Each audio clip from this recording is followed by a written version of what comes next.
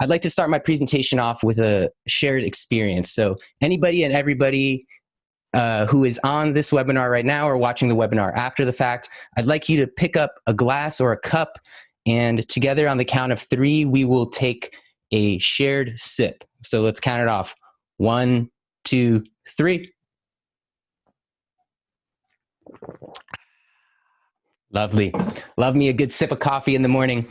So shared experience, right? That's what we're all trying to do when we're engaging with one another in person, if we're at the gym, at the crag, at the hiking trail together, or offline, on the computer, online actually, through a live stream, through a piece of video content, through a podcast, through anything that we are engaging with together in some sort of shared fashion. And the shared sip that we just took, that's from Scott Adams. He's a comic book author and live stream presenter. He does the shared sip at the beginning of each one of his Periscope lives. And it's a little way to anchor the audience with the presenter and a way to share an experience that transcends just the screen or the camera or the microphone. And with live streaming and with video production and any sort of filmmaking efforts that I'm ever involved in with clients, I'm always thinking about that. What am I doing to create a feeling of shared experience between the people who are engaging with the content that I'm sharing either live or in a recorded fashion? Sometimes it's myself in front of the camera. I'm sometimes behind the camera. What can I do to bridge people together, to bring people closer together? So something that is a shared experience that we just had with sipping the coffee, maybe for your gym, it's everybody doing a namaste together. Maybe we're doing breathing exercises together. What are we doing together? And when we're doing things together, when are we doing them together? And what does together actually mean? Does together mean you see me and you mirror the movements that I'm doing? Or does together mean I'm listening to your instruction as I'm taking a walk to the park? And why is this connected to live streaming? What I want you to think about is really outside of the box thinking when we're thinking about live streaming. But the goal of this presentation is to give you practical tips on how to, as Chloe mentioned, level up your production. And when I say production, what I'm really talking about is the visual components. So in this live stream, it's the camera image that you have with me, the video signal that I'm sending, the audio signal, so how you sound, how you hear me, and then the third component of production, which I call found. And so all the different places that you can discover what I'm sharing, what I'm creating. And the different places that I want you to think about discovery are all the different places that your audience engages with content. So yes, it could be a video live stream on this Zoom webinar, but maybe it's going to be on a YouTube recording that's shared with the audience after the fact.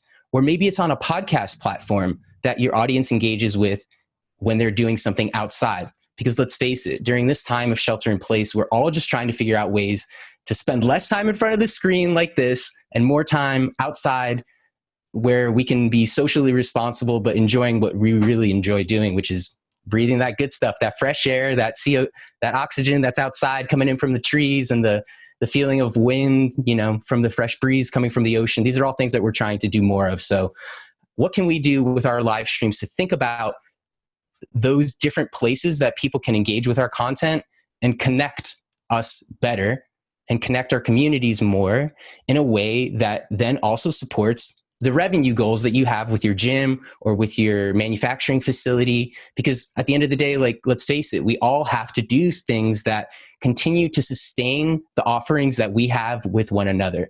So those 3 production principles, we'll go over right now, and I'll give a little demos of high-end versus what you have at your disposal as far as the production principles. Tools. So the different tools of like the camera that you're using, the microphone that you're using, and let's kick it off with visual, all things visual, right? So anything with video is the production principle that I'm talking about when I think about visual. With the image that you have. So how does the image that you're creating make your audience feel? Right? So right now I'm speaking with you on this nice mirrorless camera that has a great dynamic range. It has a nice representation of the colors that, you know, I have here in my environment.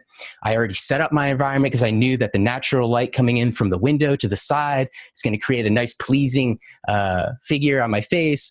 And I know this camera, I know this time of day with the light that's coming in here. I have no external lighting. I'm using just the window light, and it's just off to the side. And I'm using this expensive camera. And I know what you're thinking. You're like, hey, George, that's great. You've got this camera. This is what you do for a living. So I know you've got these tools, but what can I do with the tools that I have? And what I want you to think about is what you're experiencing and how this is making you feel, right? So I have a pretty plain background. I have a little plant right here, and this is nice because it feels like it's connecting me and maybe you to nature a little bit. And these were all intentional decisions that I had. I could shift my computer around with my camera, and then maybe I'm over here. And now this is more of like a educational presentation, right? I've got the books in the background. I love to read, so that's all well and good, but I'm a little bit darker, and so it's just a little moodier. And oh, what's that? Now I've got boxes in the background, and this is probably distracting you a little bit because you're like, oh, he's got a bunch of stuff happening behind him. What's that black thing? And so I want you to think about your background when you're creating your video content and how it's making your audience feel about you as the person who's speaking, and then also about what they're feeling when they're watching the content as far as how it impacts maybe the mood. If you're doing a yoga class, you probably want to have something like a more plain background. And you have yoga studios, but your instructors that are maybe teaching from home, how can they create something that's going on that doesn't distract from the message that they're trying to share, but is still accessible? So here I'm in my home studio office in Portland, Oregon, and I'm using my nice camera right now. But what would it look like for your yoga instructor at home? They're probably using something more like a webcam, right, on their laptop, because that's what we already have. So I'm going to switch over to the laptop webcam. And this is a live presentation, so bear with me if there's any technical hiccups. It's live, that's the way it goes, but we'll just keep going. And so now you see my laptop web camera, but what's the problem? Oh, right, I've got a camera in front of the camera, so let me move that out of the way. You don't need to be a video professional to know that that didn't work. And now you're also seeing this microphone arm, right? So this is something else to think about with the orientation that I have in my environment. What's going on with this arm? Well, this is used so I can communicate a clear voice to you, and this is a microphone that I like to have. And now we're looking at the laptop web camera, and I honestly think it looks pretty good. It's not like distracting me. It's not making me think differently about the content that I'm sharing. But of course, like, this is me speaking, so of course I wouldn't speak negatively about myself. But your instructors, maybe they're working from home, maybe they have a laptop computer and this is the camera that they're using. And so something to think about now is also like my eye line. My eye line is at the same height as the camera. So that makes it like a pretty pleasing composition. And if I was moving it around the room, you'll see again, the camera's doing an okay job. It's adjusting automatically for lighting, and I think it's honestly not too bad. This is a 2015 MacBook Pro. I mean, these things now on eBay you can get for like $500, and the webcam is honestly not too bad. If I switched over to the third tool, right, the third comparison point that a lot of you or a lot of the instructors or the different people who are engaging and creating live content for your organization are using, what is it? Right? We have my expensive camera, we have my laptop camera, but what is the camera that everybody has in their pocket? iPhone or phone with a camera, right? So now, assuming this works in a live real-time way, which it should, I will switch over to my phone camera. Oh. So now we're looking at the phone camera, but what's the problem, right? Oh, the perspective. Now the perspective is shooting up on me. It's not a really flattering look. It makes me look really giant. I've got this thing going on here, but of course you would move the camera to position it somewhere where it's more appropriate. And I'm using the front-facing camera on a iPhone XS, and honestly, I think it looks pretty good. Of course, it's like a little bit of a close perspective, so it's a harder tool to use if we were using it for a fitness class that's used like wide angle. But if you're doing something like a conversation, perhaps, maybe you got Alex Honnold to do a live Q&A with your gym for 15 minutes, he's going to be coming into you on an iPhone. And the iPhone's going to adjust for the perspective and for the platform that you're using. So maybe it looks like this, but maybe it looks like this. And so these are different things that you can do with the iPhone. And when we're thinking about price, the iPhone, it doesn't cost anything. It's what you have. I'm going to put it on a stand to make it more stable, but I'd have to find a place to position it to make it look legit. But honestly, the iPhone, the laptop web camera, and my camera, not really huge differences in the way that you're experiencing my content. But what I want you to think about is what is not changing. And that is a perfect segue to the next section, which I'll talk about briefly, and that's the audio, right? The audio hasn't changed between these three different cameras. So I'm going to switch back over to my webcam.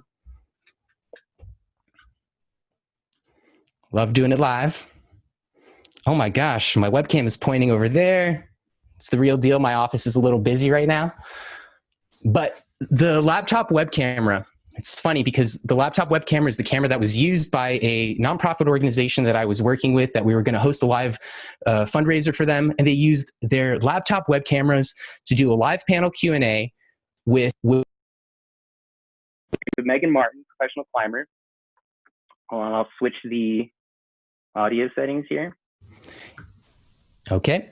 And that fundraiser that they hosted through their laptop web cameras, one night fundraiser, ended up raising $201,435. So the technology didn't get in the way. They used what they had, and that allowed them to engage with their audience in a way that was comfortable for them, but also successfully fundraised for their organization, right?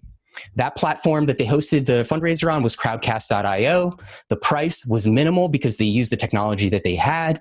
The people, there was about 5 people running the entire fundraiser, but the content was really good and their audience was there to support them. Audio quality, right? If we're switching over to the second tier of production and we're going to talk about sound, I know I'm running a little tight on time, so I'll just do a quick comparison. When we're talking about sound, I think actually sound is more important than visual, than the image. And that's because this is something that people will not want to stick around with your live stream for if it's not working well.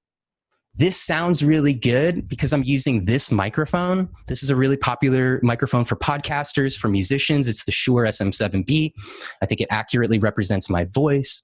And if I was to switch over to something like...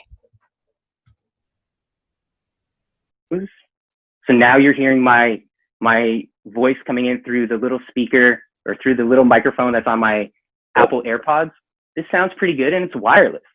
So this is not a bad solution either. If you need to have a wireless microphone, use the one that you have, and maybe the one that you have is in your ear or maybe in the ear of your instructors. So thinking about the audio is important because the way that you create content can extend. So now I'll switch over to the... So now I'm again speaking on this microphone, right? This podcaster's microphone. The content that you create in a live stream, you could repurpose into a podcast format. You could repurpose the audio and have it be transcribed. These are all different ways that you can utilize high quality audio, and high quality audio starts with high quality audio capture. So having a good microphone, but then also having a place to record it. And high quality audio capture is what allowed myself, when I was recording a podcast for someone else, to then utilize the experience that I had with that client to be brought to Coach Pete Carroll, the head coach of the Seattle Seahawks, 2014 NFL champs. Got to give him a shout out. We're in the Pacific Northwest, one of the top teams in the world a couple of years ago.